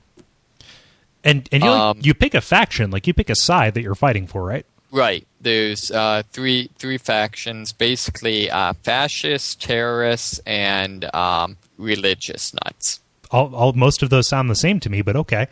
Well, basically, there's the original government that kind of like the Empire from Star Wars, that sort of totalitarian. There's the group that's probably kind of the good guys who are all about freedom and stuff like that, but it's victory at any cost, terrorism stuff. Yeah. And then there's the people who basically want to use the alien technology and have decided that the forerunners are the secret to humanity's next evolution. And right. How does it run? Because it looks really good. It runs pretty well. I didn't have any trouble with it actually. Granted, my computer is fairly powerful, but I was surprised considering I got to places where I'd get up out on a ridge and there'd be 5 or 6 spaceships doing strafing runs on us and stuff like that, and didn't really see any slowdown. Is it subscription or free to play? Free to play, unfortunately, but right. And is it like, do you pick a class, or is it like Tribes or Call of Duty where you get like a loadout where you have a certain amount of points to spend on different items? Somewhere in between. It's loadout based, but you unlock things via a class for the loadout. But you can switch loadouts at any time. It's just you progress in a given loadout. Okay, seems fairly good. The only problem I've seen is it's one of these games that my feeling right now is it'll be a really great game if I can play it. By which I mean right now I'm just kind of walking out the door and immediately getting ganked. Right. It does. It's probably not well designed, but it's probably my favorite intro, tutorial setup for any game I've played. By which I mean you select your character, create them, and then they say, "Hey, we're drop shipping you in the middle of an active war zone. Make sure to work together with your teammates. Fight the good fight." Kick your ass out of the plane. Yeah, I'm not even joking. So you can be grist for the mill. Yeah. Yeah. That's kind of badass, actually. Yeah. So it's probably kind of aggravated by it's just like Battlefield. It's a difficult complex game style, and also add that to the fact that it's science fiction, so you have enemies with jump jets and powered armor and stuff like that. So there's probably the learning curve is a little worse by the fact that the enemy could be just about anywhere shooting at you. Right. Is the shooting good? Like, I mean, do they make sacrifices to the precision in order to make it work on a something where everybody has consistent or inconsistent levels of lag? Or sure. Well, the previous game, when I say it wasn't a good game, they went big time with the cone of accuracy thing. Right. But the problem they had is, most games, I don't know exactly how they do it, but say Call of Duty, you have the cone of accuracy, but it sort of does a normal distribution. Whereas in the original Planetside, you could literally be pointing right at someone, you'd fire the trigger, and you'd see a bolt fly side, kind of at an angle out of your gun. This doesn't seem to do that. Although I will say the guns kick back, and right now it just controlling them seems a little loose. I don't know if that's just me not being used to them. The original Planetside came out on May 20th of 2003, which if you think about that in terms of where other online games were at that point, it's kind of remarkable. Yeah, it really is, because I mean it. In terms of just being very, very very massive for an MMO. But I haven't gotten a chance to look though. Like I said, the two random things I remember from the previous game is the fact that the music was amazing, and the fact that the skyboxes were arbitrarily detailed. So, you could look up and see, cold fronts roll in and stuff. Nice. And so I haven't really gone far enough to see, but I hope they kept that. That'd be pretty sweet. Yeah, so far, it's, kind of in between, but it's free to play, so why not? Play for free. Yeah, if your computer can run it. Right. Any final thoughts or questions about Planetside 2? Sounds like not. Okay. Sounds like Mag. like a little bit. Yeah. What happened to that game? Is it still a thing? Nobody played Mag. Oh, yeah. That explains it. I think they did a core problem. Yeah, we can host 100 players, but we've only got 25. So how do you know you can host 128 players? It's never come up. Yeah. So No, what I heard happened to that game was like they did the same thing as Planetside. We kind of have to choose your faction early on, and everyone chose one faction. oh yeah, they all went Empire. Yeah, essentially, and so one faction got really dominant, and then there was no point because Right. unless you were in that faction and loved trolling people. So they should have capped it. Or provided like incentives, like, oh boy, like there's way too many people. We can't supply all of them with ammo, so they get a certain like stat drop. But like you get a morale boost for the other guys because they're the underdogs and they're fighting the good fight, so they get this kind of thing. Or they're just like had like scientific like innovations on one side or the other to like sweeten the pot and say, well, I could play for the evil guys, but the good guys just got jetpacks. Yeah. They can make it like the Russian army for the big side, where one person gets bullets, the other one gets a gun. Exactly. I always wondered what would happen, and I actually thought about this when Meg came out because I just thought it was so ridiculous that the way that everything just went immediately lopsided. If you had a game where there were multiple factions and you kept them, you'd have to keep them fairly identical, but that when you bought a game, you were just randomly assigned the faction. Yeah. And it's like each game had a code in it, and that was your faction. And unless you wanted to go out and buy another game and hope you got a different faction, that's what you were stuck with. People would like immediately rebel against this, but if you made it purchasable DLC for like $5 to change your side, like to become an expatriate, and you would get like an awesome like tattoo or something, or you get a scar to be like, oh man, this guy defected, he's awesome. See, but then I feel like if you couldn't defect, if you were stuck on your team, it would almost foster that, like, yeah, well, we've got the this guy on our team, but they've got the one platoon that's really good. And so you would get patriotism, which is in reality just defined as I am really proud of this. I am really proud of this place that I was born in, but I had no control of being born here. So exactly. I'm still proud of it, I guess. Maybe. I think. Yeah. I could see something like that, happening. It's just like, the way fate rolls is, wherever you land, you can be proud of that. And it would also, I don't know if that would help keep things more balanced or if it would just make it more likely to be unbalanced. Well, I think that fiction is entirely determined by how well can you hide the fact that the other people are other people from the person. So like how long could you maintain the illusion that the people that you're shooting are just really, really well programmed bots? Which would speak to the dehumanizing nature of war. They're on the other side, so therefore they must be, braying monsters who, are out to get us. Wait. These are people who are playing online games. Okay, I don't think you have to imagine. Exactly.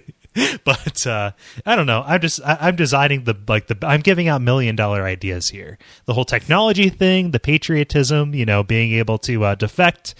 Man, Silent none of this Hill is usable. Slot machine. We can't do that. I know in the original Planetside, just kind of retie. The interesting thing was that actually the three factions, there is very obviously a difference in difficulty between them. Yeah. In terms of, one was much easier, one was, in the middle, and one was very difficult. And it seemed like to a certain degree that almost had the patriotism type effect you're talking about, because you basically had the people that played the faction that was the strongest because they wanted wanted to play that. You had the middle, it just so happened that the medium in difficulty faction was the freedom fighters, most overtly the ones people liked playing. So they got, some population. And then the faction that was really difficult, had a core, hardcore, we're going to be the underdogs type thing. I don't know if that's something that would happen right now because so many people are so ready to call out poor balance as something, or they're ready to call out poor balance as something that they are entitled to not be subjected to. So they would say these need to be equal but still be separate. It's like, ugh. Yeah, so even though that is an amazing idea, I don't know if it would fly in the age of let's sand it off so everything is fair. Right. Man, why isn't everybody as sophisticated as me? These people. Tell us a little bit about natural selection too. Sure. We talked. Well, yeah, go ahead. Have you guys talked about it all? No, we talked about it on our old show, which we used to do, but I'm recognizing now that we haven't talked about it since then. So there's a little bit of intro that needs to be done. Sure. Well, basically, it's a combination first-person shooter and strategy game. One person on each side is the commander that views things top-down as a real-time strategy game. And can drop buildings and things like that, give commands, and then everyone else plays it as a first-person shooter. Right. But the thing that makes it interesting is the fact that it's asymmetric. One side are Space Marines that are fairly straightforward first-person shooter mechanics. Whereas the other side are aliens that are just a whole bunch of crazy stuff. Yeah, they're Zerg. See, actually, I mean, yes, they are. Although I find it interesting that they're not particularly insect style, which I think was kind of cool. They're like mammals almost, right? A lot. I would say most of them, almost all of them are basically mammalian. Mammalian, yes. So I personally can't play as the aliens. I suck at playing as them. Mm-hmm. One of the things I've found is the humans, your commander drops a building, and then the Marines have to go over and basically repair it to build it. Why'd you drop it from so high? You use the repair gun on it, and that builds it. Yeah, to activate it. Yeah, right. And that gives you a much stronger sense of kind of directing you, hey, here's where you're supposed to be focusing your efforts, which the aliens don't have because their stuff just kind of evolves off the creep. Right. Similarly, most of the aliens are short, so you view everything from a knee height perspective. And those things combined, I just find incredibly disorienting, and I can never even find where I'm going. One thing that I remember from the original mod for Half-Life, and it was a really big deal when it came out because it was one of the first full conversion mods, was that because it has the commander role where somebody directs it. It's one of those things where an inept commander can really ruin things, and a good commander can make things better. But you run into I ran into situations where either nobody wanted to be the commander, so you had somebody who didn't want to be it and thus sucked at it, or there would be this squabble about who would be the commander. So you suck, why'd you drop that here, let me take over, move, all that. Is that something that happens?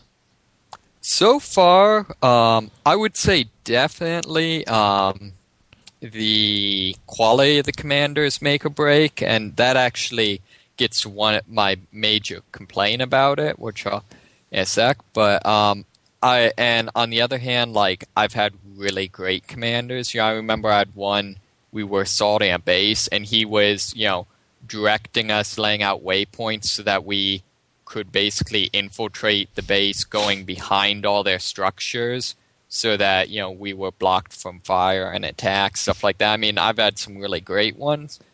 I have not seen, though, the players have almost exclusively been, very, very nice, very supportive. Although it does tend to be more on the side of no one wants to be the commander. So see, that's like what I would play the game for. Is like I can't do first-person shooters, but I can think tactically. Yeah, I think the thing is, like I said, surprisingly little amount of assholery so far. And I think one sort of both positive and negative side effect of that is I think people legitimately want to do a good job. So if they don't feel like they can, they're kind of, avoid, taking on the position. Like something that I've heard on other podcasts that have talked about this is that the community is more supportive than you would expect it to be. I don't know if it's by virtue of the fact that it's a smaller release, that that the community's kind of been around for a while in other forms, that most people wouldn't have the patience for this kind of game. But like some of the anecdotes that I've heard are like, if your side is fighting a lost cause, like the commander will step down and say, hey, does anybody want to step up and like learn how to be a commander? Because you're not going to make it any worse by being here, so you might as well get a chance to. And like that's how a lot of people are like getting their wings. Okay, see, I haven't seen that explicitly, but I would say, the community seems really supportive. Although the one thing that does piss me off, I guess this maybe goes into some of the negatives, is the games, in terms of who wins and loses, they're monitoring it. It tends to be 50-50. Right. The only problem is a given game is almost always one-sided. Right. And I think because some of that comes down to, if you think about your average game of StarCraft, you usually, you'll reach the tipping point where one player has the momentum and the other guy, starts losing his technology upgrade, start losing his resources, etc. The only problem is what you don't consider is that it's really not fun to be the actual Marines playing for that character or for that side. So I feel like that's one of the weaknesses, is it's not fun. Well, I mean, you know what I mean when I say it's not fun being on the losing side. Never. You can't, Really? well, I mean, it's more, you can't really fight the good fight. It tends to more be just, there's more no point in even, trying to fight back. The other thing is, does the game have a surrender option? Right, exactly. The other problem is right now the aliens basically can get their ultimate class very, very quickly. So that doesn't really work in competitive play, but in a pickup group, it means that very often what will happen is the aliens within 5 minutes get their ultimate class, and you don't have anything with enough firepower to take them down. So, I think it's going to remain to see. What it really comes down to is they want to be a competitive game. I personally hate competitive gaming, and I think what really drives games are pickup groups. Okay. Because, for every one competitive gamer, there's probably, some huge amount of players that just play pickup groups. Right. So hopefully they pick that up. Neat. On the plus side, though, stomach sliding as the alien healing class is amazing. How so? the healer class for the aliens is basically a hippo. Okay. That can its attack is to spit at the enemy, and then it can also like breathe out this healing mist. Okay. However, Sounds like Wilford Brimley. however, if you do press the sprint key, instead of sprinting like all the others, it does a belly slide, and you slide in one direction till you hit something, and it's sort of you can kind of drift around corners with it. So especially on the alien side, they do a really good job of just being like, you know what? How can we make being the healer just fun? Right. That's too cool. The other thing that's awesome is as the alien, your view is from inside the mouth. That's a little weird to me. See, it is weird, but it's kind of it's an interesting view, and it's funny playing as the hippo alien because it's got this big like floppy tongue. So like as you're like drifting around the corner, the tongue is like flopping out like Michael Jordan style. Like in Aliens versus Predator, it made sense for when you like were doing the kill shot to have the teeth kind of come down at the around it because you were seeing it from the little baby mouth inside the bigger mouth. Sure. But in this, the eyes are very clearly not inside their mouth. Yeah, I think it's more. What I'm assuming is, I think it's more a way to come up with an equivalent of having the gun thing there. Makes sense. The Marines have the gun, so they keep track of what do I have equipped. What firing mode am I in, stuff like that. Mm-hmm. And so I think this is the way of allowing the aliens to do that. That their visual cue, yeah. Right. Huh. So. How hungry are these hippos? Very. The end boss. There was one thing I wanted to do before the end boss. Okay. Since it's 11:58, I wanted to... Aww.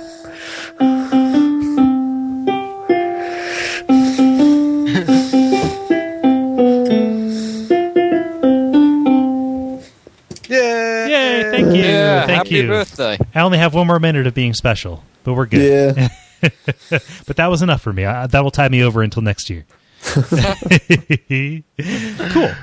So yeah, and boss. Let's go. So let's keep this quick because it is midnight. But Dennis, you said you had some negative opinions on New Super Mario Bros. Wii. Yeah, just on a lark, I went back and played New Super Mario Bros. Wii again, and it was like a veil had been lifted, and I saw all these flaws that I just didn't see or was in denial about seeing before, and just kind of realized that the game sucked. Really? And then and I thought maybe I'm just, and I went online and looked at some reviews just out of curiosity, and realized no, these are things that people have recognized as flaws. I just never saw them before. So a couple of things. The reason Mario sucks, and this is specifically New Super Mario Bros. Wii, so hold back on your hate mail. This is just, but some of these things are problems throughout the games. And a couple of these things I think are vestigial, left over from a previous period, but I don't think nostalgia defends them. So the first, for example, is lives. You've got the life counter up in the back. Yeah, there's no reason for it to be there. There's no consequence for dying because you get infinite continues. Maybe there could be the badge of, hey, I beat the game without using a continue, but that just means you're going back to World 1-1 every couple of levels to farm lives, and that's no fun. There's no reason to have that in there. And I looked up a review for New Super Mario Bros. U, I think it's called, the one for Wii U, and that's not fixed. They still have lives. Right. Next up is failure. This is just the most basic game mechanic, and Cole, I know we've talked about this before, but if you're going to have failure in a game, the key mechanic that you need to keep players engaged and to keep people from getting pissed off is you need to be able to try again right after failure, right? Right.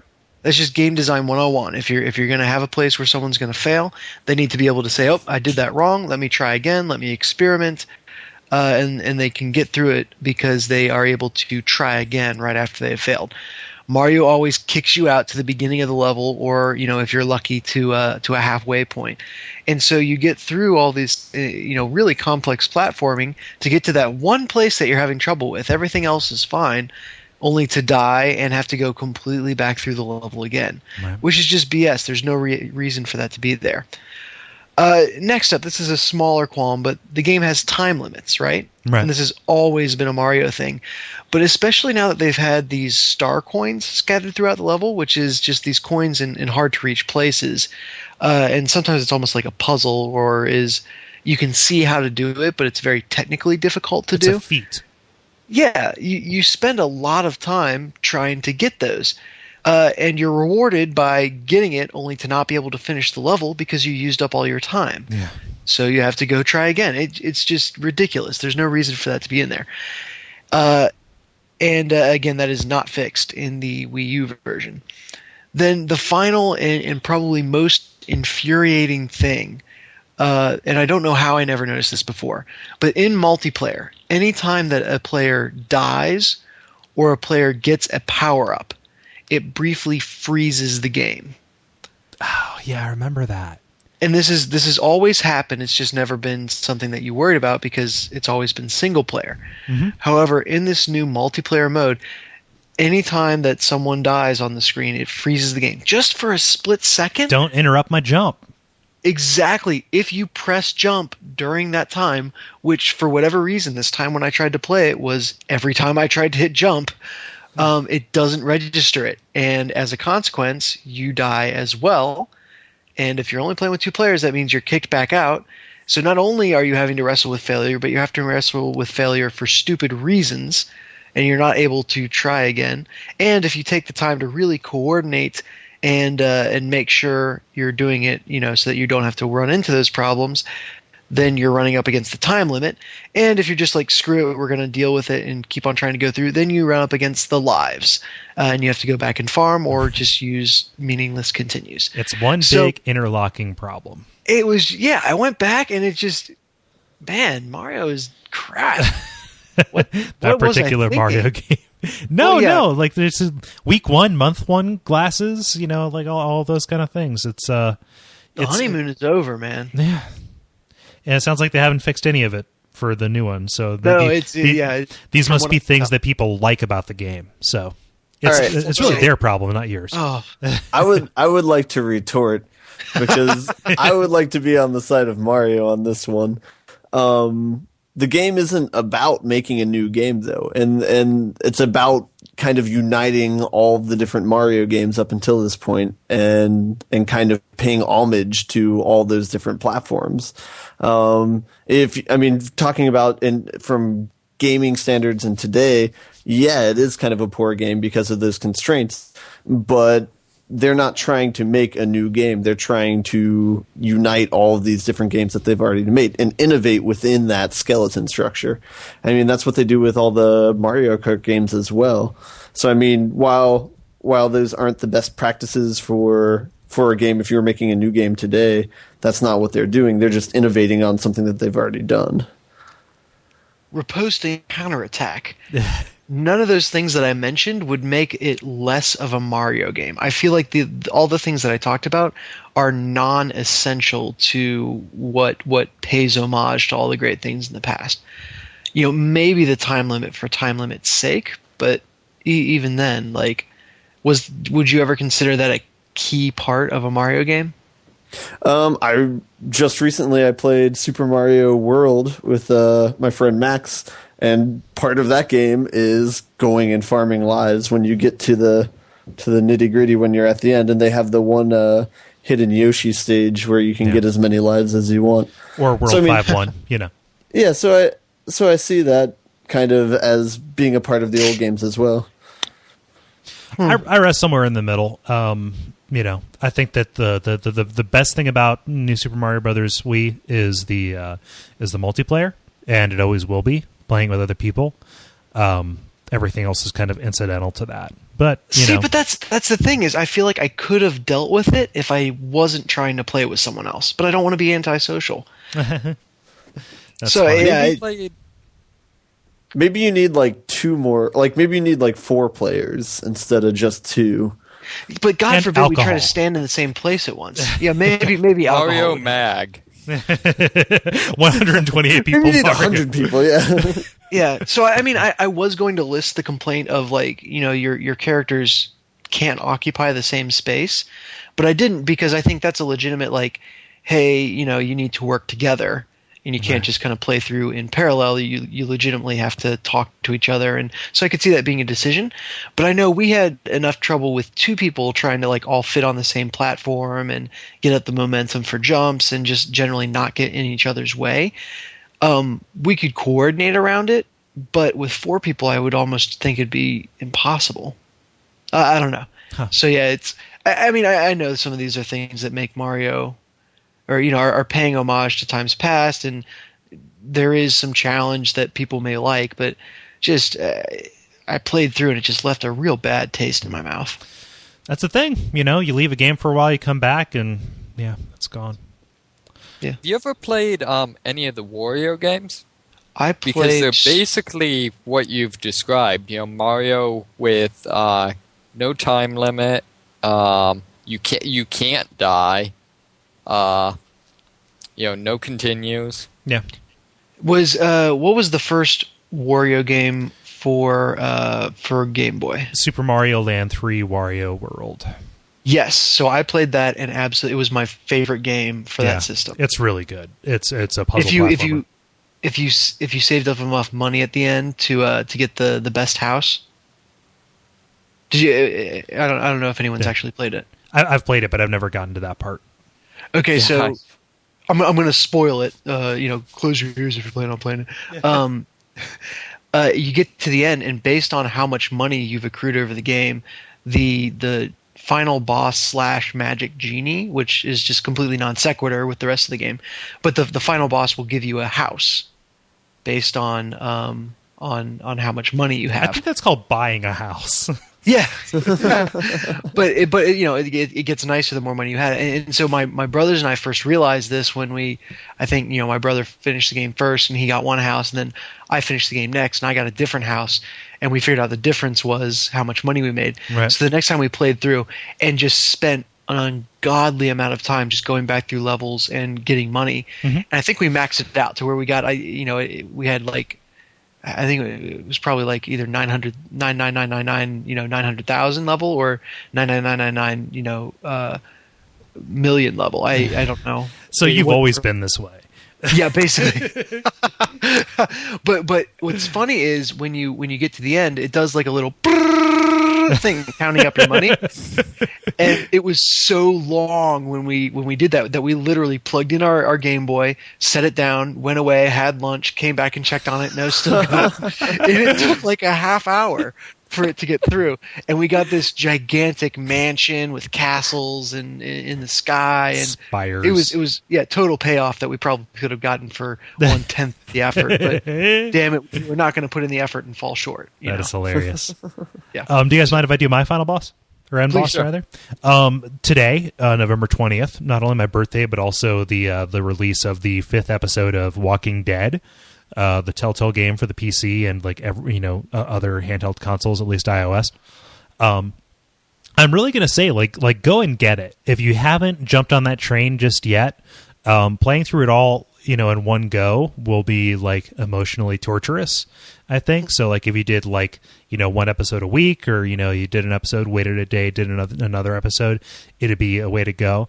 I say this only because in reflecting on this as we get towards the end of the year, like for me, the game of the year discussion will be moot, because this like hands down takes it. And for like $25, you can't ask for more like just value and holy shit and gut punch moments into a game. It's basically tailor made for me and other people like me.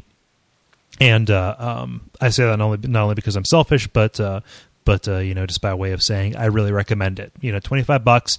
I think you can buy each episode individually on iOS after you buy the first one. It works out to be about $25. I'd recommend playing it on a bigger screen. It's also on like PSN and Xbox 360. They're doing a really good job on Steam. Yeah, there we go. That's how I'm playing it. It works on Mac too. So get on it, especially here as we end the month. I'm sure there will be a good deal on it. On Steam because they're really pushing to get it out there. So it's all going to be out, and that is my weekend project. So by the time we talk next, I will have played it, and I will at least speak to the series as a whole without spoiling anything, hopefully. Yeah. The zombie game that's not about zombies. Pretty much, yeah. I mean, zombies are just a plot contrivance, but we'll get to that. Yeah. I just, if you thought Kole was cryptic at points during this episode, just wait until he tries to talk about a story-based game without spoiling anything. There are some amazing things that it does that are like related to the mechanics of the story that you can talk about without saying anything about what actually happens. So, we'll find out, I guess. Yes, we will. Anybody else have a final boss they want to get to? I'll be totally honest, I completely forget what's the final boss. Just final thoughts, What you been thinking?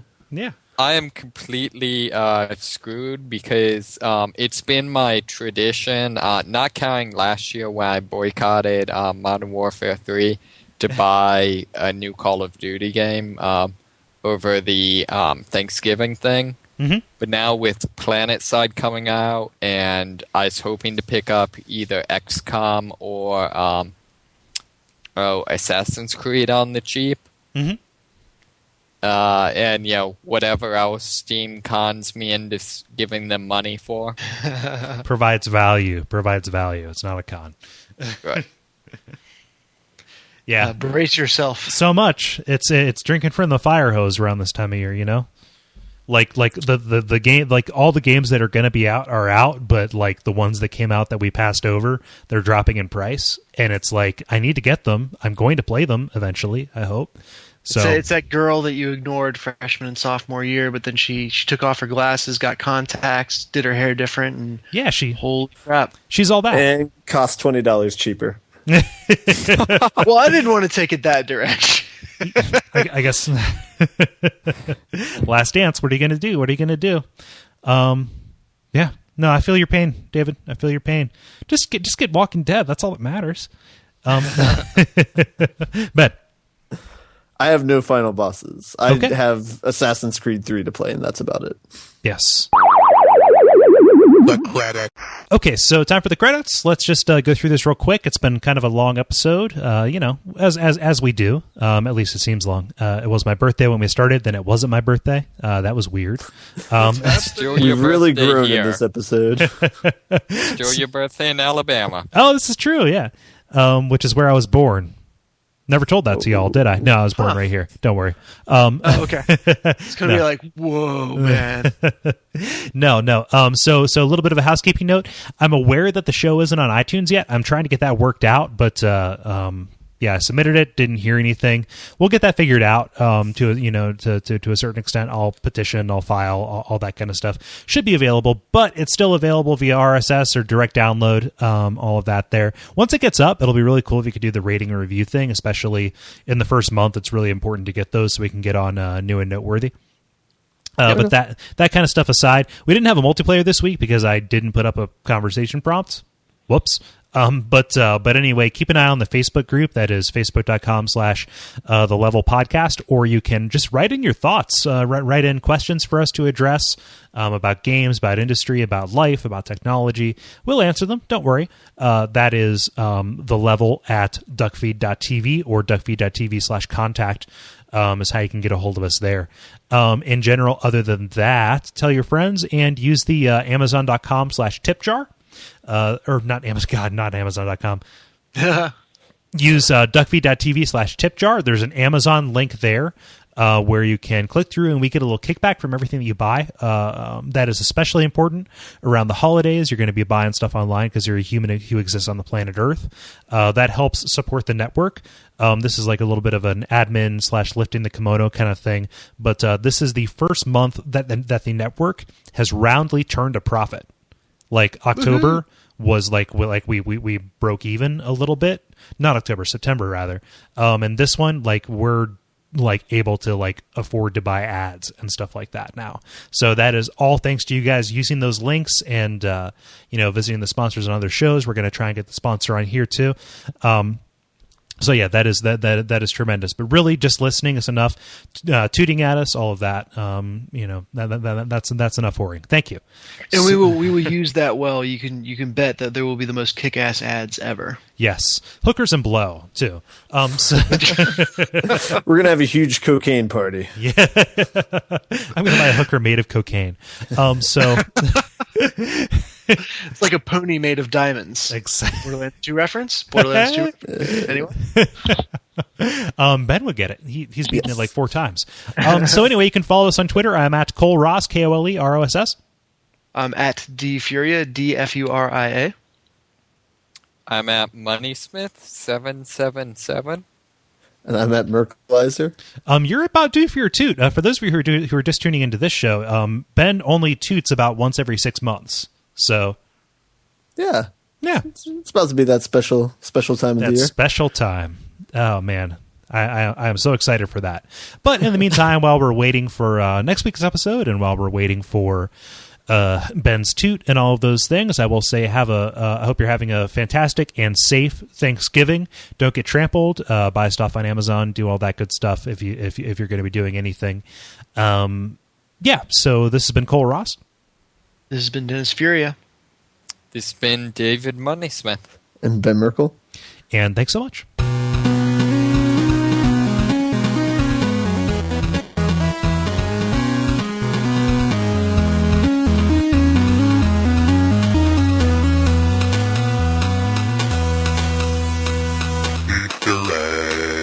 So, guys, what you been grinding on?